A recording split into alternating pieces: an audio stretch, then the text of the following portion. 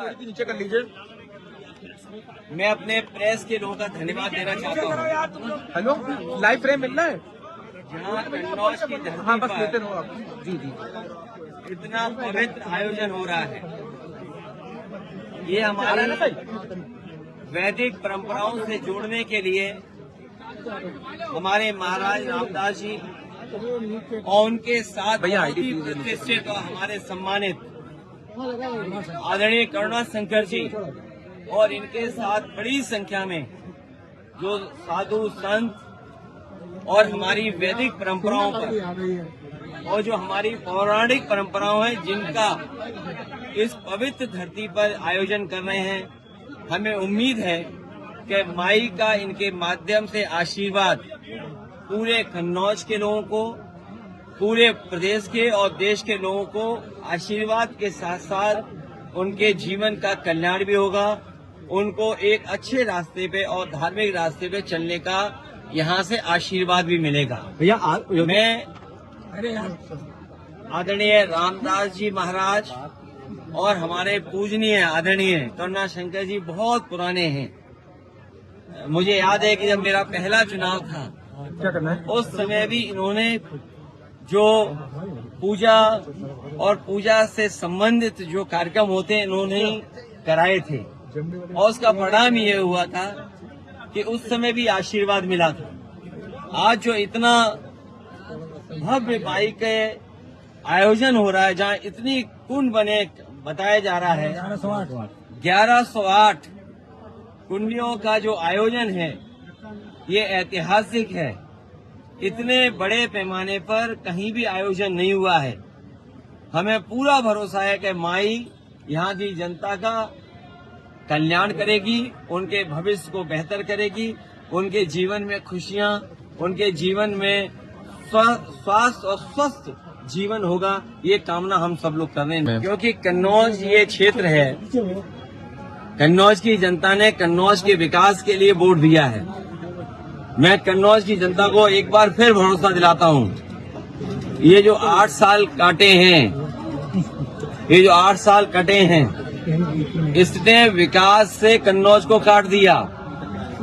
ये जो 8 साल की उपलब्धि गिना बता रहे हैं, इतनी लूट, इतना भ्रष्टाचार कभी नहीं हुआ कि जब 8 साल पूरे हुए तो उत्तर प्रदेश की पुलिस को ही अपने आईएएस को पकड़ने के लिए भेजना पड़ रहा है, उसके खिलाफ एफआईआर लगानी पड़ रही है।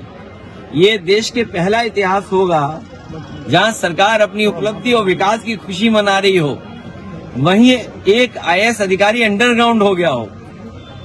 और पहली सरकार है जिसके विधायक खुल के कह रहे हैं हमें बदलाव चाहिए, और एक विधायक तो जो बिल्कुल दिल्ली के करीब हैं, वो कह रहे हैं कि अगर अधिकारियों ने माँ का दूध किया, माँ का दूध नहीं कुछ और बताया उन्होंने कि दूध पिया हो, क्योंकि हमारे जो आम जनभाषा में यही कुछ इस तरह की बात रहती है। अब मुझे नहीं समझ में आ रहा कि वो विधायक किस तरह की चेतावनी दे रहे थे। लेकिन सोचिए, एक विधायक ये आरोप लगा रहे हो कि भ्रष्टाचार है, बेईमानी है।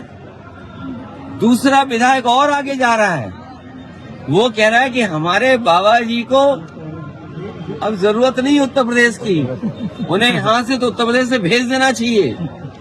तो सोचिए, विधायक ही ये बात कह रहे हैं। और एक विधायक का मैंने अभी वीडियो सुना है बस्ती के, वो कह रहे थे कि इतना भ्रष्टाचार पुलिस का कभी नहीं देखा जितना उन्हें देखने को मिल रहा है।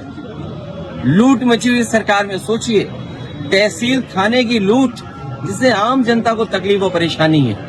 इसलिए जो 8 साल का नारा दे रहे हैं, इनके सामने इतने सवाल हैं जिसका वो जवाब नहीं देना चाहते, तभी प्रेस के लोगों से बात ही नहीं करते हैं। प्रेस के लोग सवाल पूछना चाहें तो प्रेस के किसी भी सवाल का सरकार जवाब नहीं देना चाहती है। ये जो विदाई की भाषा है ना, ये विदाई का समय है।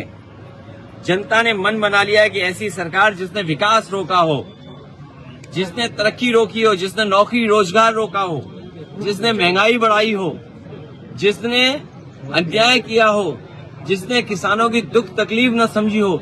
सोचिए, आप किसान इस आस में बैठा था क्या उसकी आय दोगुनी होगी, किसी की आय दोगुनी नहीं हुई। और सरकार कह रही है कि हमने पर व्यक्ति आय बढ़ा दी।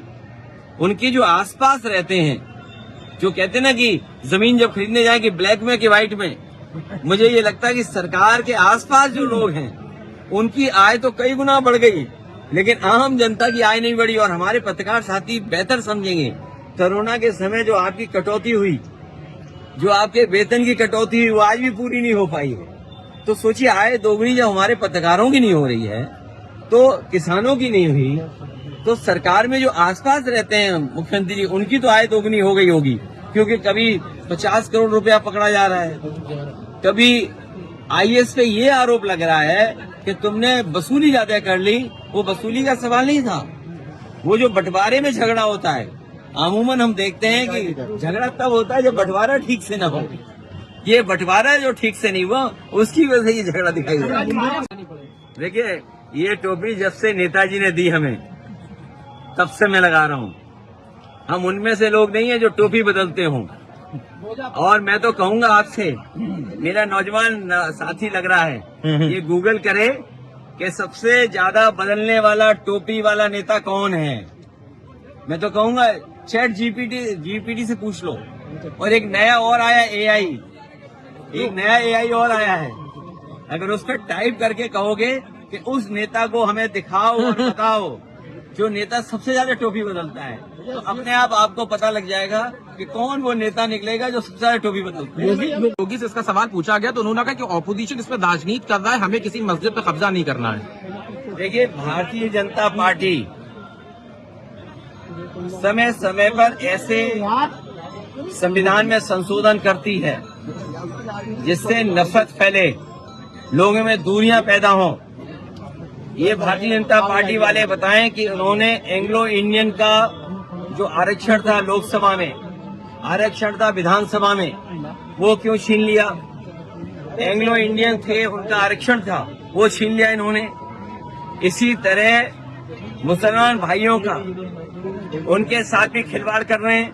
और भारतीय जनता पार्टी वाले ये बताएं, जो ज्यादा बोलते हैं, उन्हें उत्तराखंड में अगर प्लॉट लेना हो, हमारे पत्रकार साथियों, आपको पता है अगर उत्तराखंड में प्लॉट लेना होगा तो कितना बड़ा प्लॉट मिलेगा, जितना लोहिया आवास का हम गरीबों को देते थे। तो बताइए, आपके ही बगल के प्रदेश में ऐसे कानून बन रहे हैं, ऐसा संशोधन हो रहा है कि हम और आप लोग अगर उत्तराखंड जाना चाहें तो हमें आप घर नहीं ले सकते वहां पर। तो भारतीय जनता पार्टी भेदभाव बढ़ाती है, खाई पैदा करना चाहती है, लोगों को डराना चाहती है, नफरत पैदा करना चाहती है।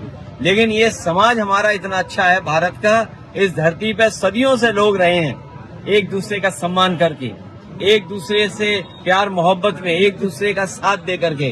भारतीय जनता पार्टी कितने भी संविधान संशोधन कर ले, लेकिन इस देश की जो संस्कृति है, इस देश में जो लोगों को संविधान पर भरोसा है, उसको यहाँ की जनता कभी टूटने नहीं देगी।